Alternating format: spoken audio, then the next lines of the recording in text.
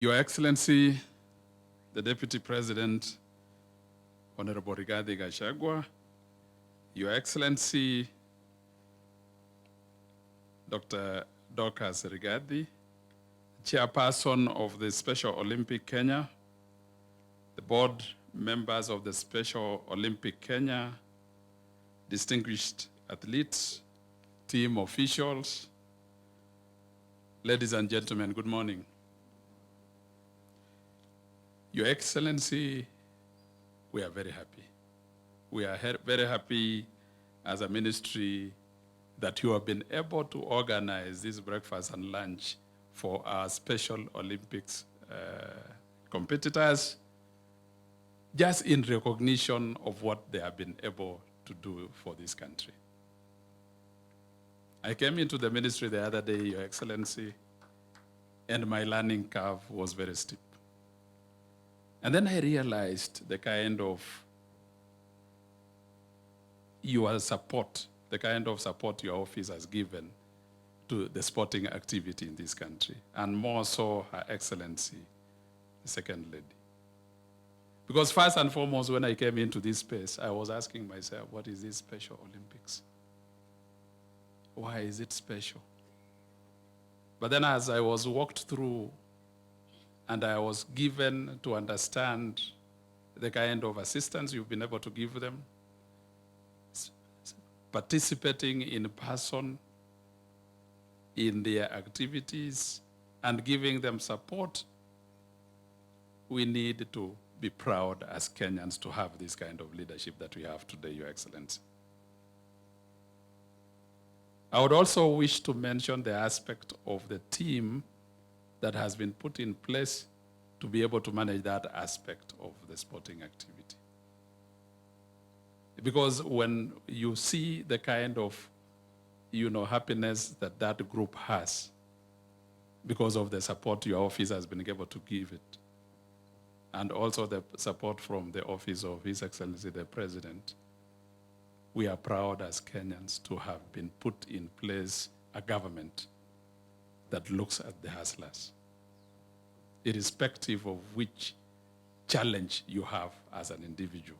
Our partners who came from the Lions Club, we are very excited to have you around, because without your partnership, perhaps our athletes would not have been so fit.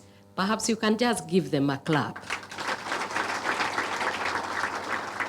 As their patron, I feel very proud to be associated with you and our athletes who are here and all protocols observed. Your Excellency, when we went to Berlin, I was very surprised because when we arrived there, we found that 190 countries had gathered for those Olympics. And within those, we had 3,000 coaches. We had 20,000 volunteers from Germany who had come to volunteer. Even the leaders of Berlin and Germany, they came to cheer their team. But when I looked around our team, I was very surprised. One, we did not even have media from Kenya to highlight on such an event, a world event. And I asked myself, is it possible that Kenya does not value people who are differently abled? Because when it comes to normal Olympics, I find they go there weeks to prepare and to tell us about the events. And I was glad that I was with these children. They are wonderful, wonderful people. I have never enjoyed myself like I did in those few days. Because one thing they are free spirits.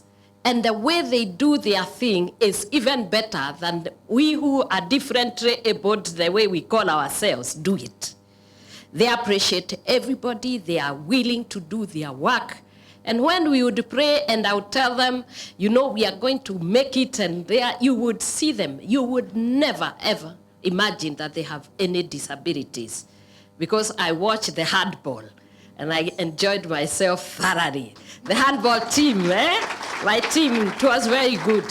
When it came to volleyball, they did even golf and they won. And what we are asking, Your Excellency, is that we treat citizens the same, because there is no difference. A Kenyan citizen, whether you are differently abled, whether you have intellectual disability, physical disability, I think we need now to move from there where we used to stigmatize children and to give them even trauma that even the parents do not want to remove them from their houses. And I'm very sure right now their parents are very proud that they have these children. And I guess it is time that Kenya started to change its perspective as to who these people are. I think when I look at them, they're even better than some of us. It is true. When I went there, they told me they wanted to race me so that I can see how they are going to get the gold. And I was always left. So I can say that in that area, I was disabled myself because I couldn't run in the same speed that they were able to run. And therefore, I may be abled in this way and they are abled in the other. And I think it is time that we changed our perspective and change the ways we treat these people and make it different and make it better and lovely for them. Your Excellency, today morning I was very happy. One of them, I think you are just going around the compound and he saw you. He said, mimi nimemwona na macho yangu mbili. The Deputy President, Gachagua, I saw him. Si ulimwona? Eh?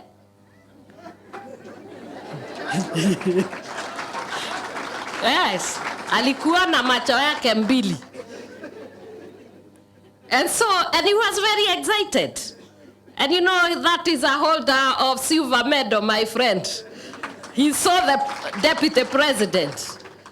And I want to welcome you here and tell you this home you see here, it is your home. And when we were with them, I promised that when they come back and they bring gold, I will make them see the Rigiji. So they were very happy to see you. And we are also happy with the government. His Excellency, the President of the Republic of Kenya, does not have those kind of things. Him, when it comes to everybody.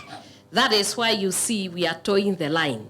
We know, and he knows, everybody matters. Whether you are Hazara, whether you are who, to him, you are a Kenyan.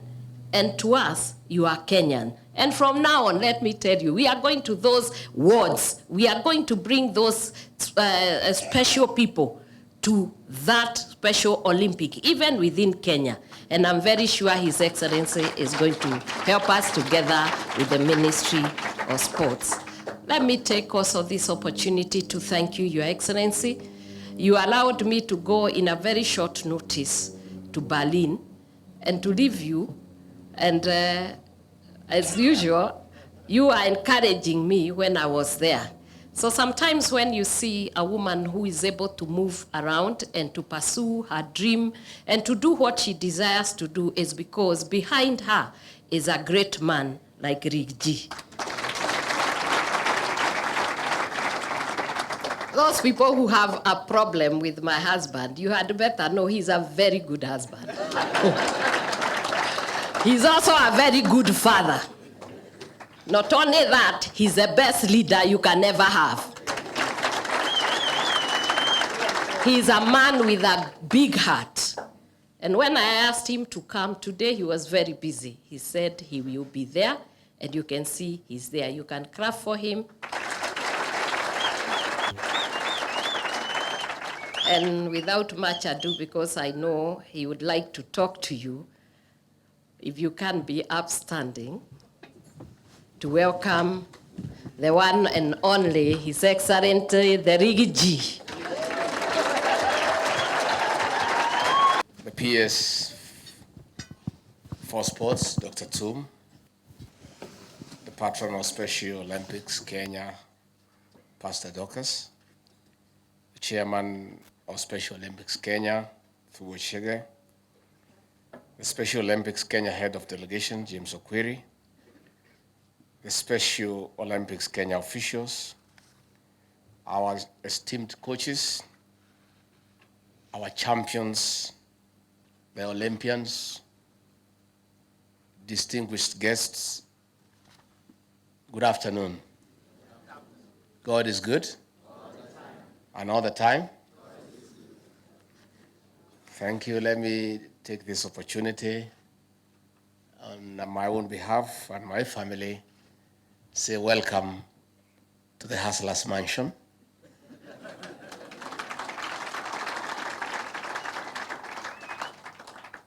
So we have now a new tenant in the Hustlers Mansion.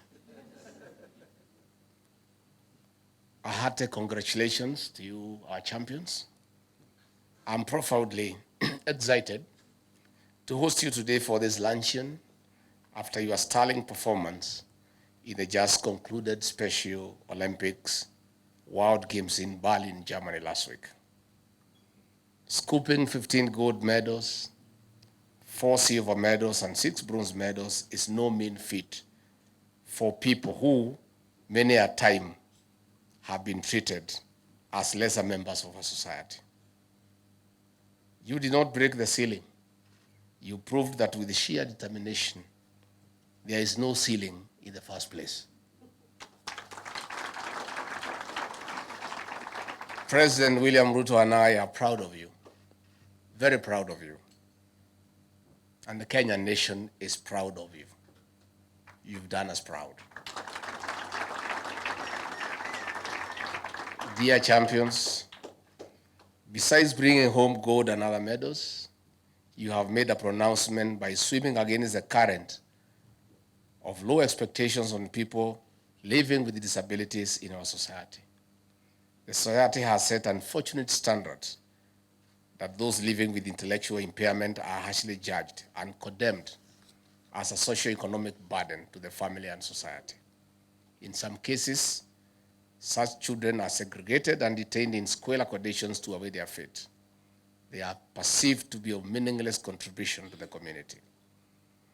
This is a perception that has been perpetuated from old days when such children were abandoned. Our champions, Kenya is one of the most progressive democracies in law and jurisprudence in Africa and the world. Our constitution defines and acknowledges people living with disabilities. The supreme law further directs inclusion in opportunities for full realization of their potential. Since 2010, we have made milestones in empowering people who are able differently in government opportunities in various sectors. We also acknowledge that there are various barriers perpetuating retrogressive perceptions about people who are able differently. For instance, Section 146 of the Penal Code uses demeaning, discriminative, and abusive language against people living with mental disabilities, such as referring to them as imbeciles and idiots.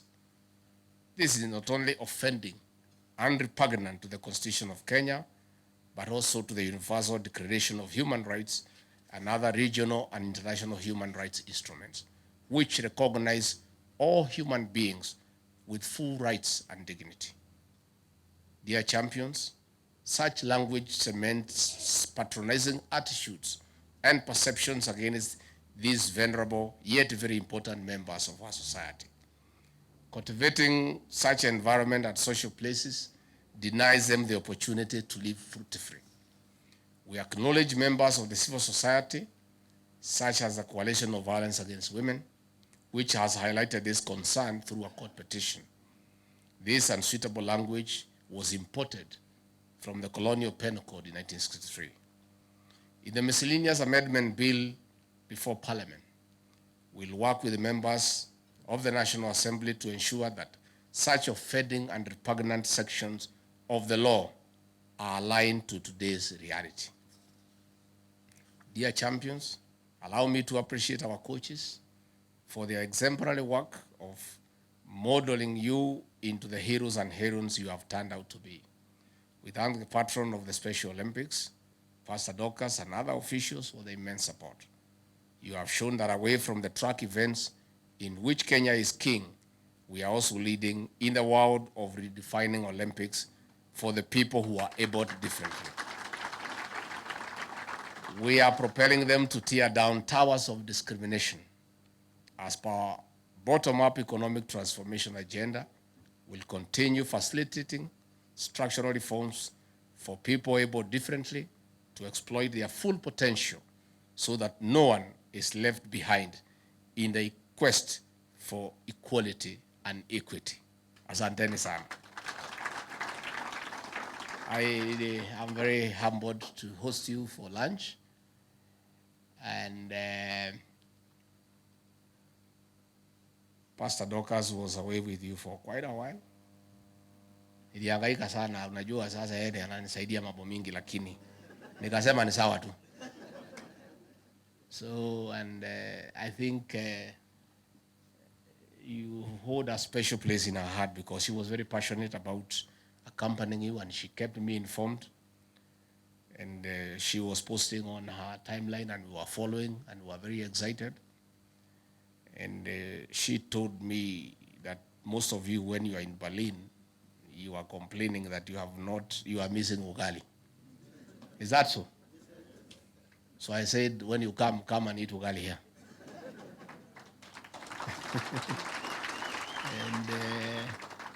And ugali, kachumbali, nyama tukule na nyinyi. So nimekaribisha nyinyi sana hapa. And the way the pastor said, this is your home. Karibuni tena. Hapa mkae, msikuwe na haraka ya kuondoka. Pahali ya kulala peke yake ndio hakuna. And we can accommodate a few, but wengine mtajipanga. Ukitaka swimming, iko pool iko hapa. Kwa kiwanja hapa, mkae tu, msikuwe na haraka. Mpige picha, mkae hapa. This is your home. And I'm so proud to be associated with you because you are heroes. You have done our country proud. And we request our friends in the media also to profile this victory. It's a huge victory. Those are many medals. And a gold is a gold. It doesn't matter where it has come from. So you have done us proud, and as a country, on behalf of President William Ruto and the rest of us in government, we want to say asante. I think we'll talk with the CS when he comes back and the PS, so that in the funds that we have allocated to the ministry, to create a significant portion for these special people. So that we facilitate them and we enable them to excel and to actualize their talents and their abilities.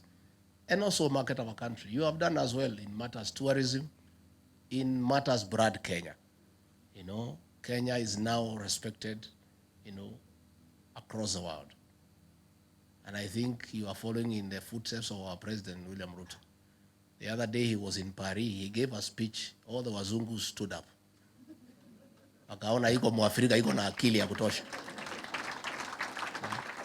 So I'm happy you are also joining our president to brand Kenya as a leading nation in all activities, in all fronts. So we really want to encourage you and to say tumeshukuru sana. And therefore mkae hapa tukule na nyinyi, tuongee, tupigwe picha. Yule jamaa alisema aliniona na macho yote mawili. Kwani ulikuwa na macho ngapi sasa? So I think the government has also appreciated you for what you have done in a small way for now, but in future tutapanga vizuri. All those individuals who got a gold medal, the government of the Republic of Kenya will give you 750,000 shillings.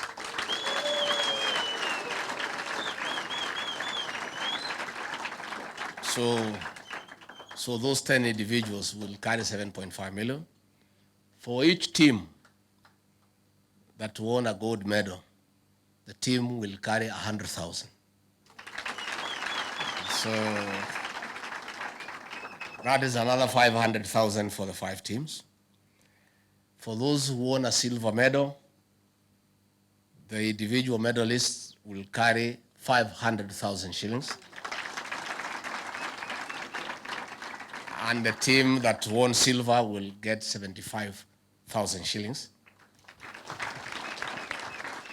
For those who won bronze medals, the individual bronze medalists will carry 300,000 shillings. And the team that won bronze will get 50,000. So in total, the government will give you 10,200,000. Na hii ni kiojo tu, si tumeanza kujuana sasa. Najua now you have proven yourselves. The PS is here. He knows Muko area. Yeah. For those who did not know you are around in the Olympic space, they know you are there now. So we will plan properly next time so that the lady who spoke here alisema alijenga nyumba, tena si nyumba ya kawaida kubwa. Na mabati ile yenyewe, sio ile ya kawaida. So hiyo 750, hiyo 500, hiyo 300, will you do something for yourself? Yeah, mufanye kakitu mzuri. And we are going to support you. We'll discuss with the ministry on how to support you. We also request our friends in the media, please also profile these people nicely.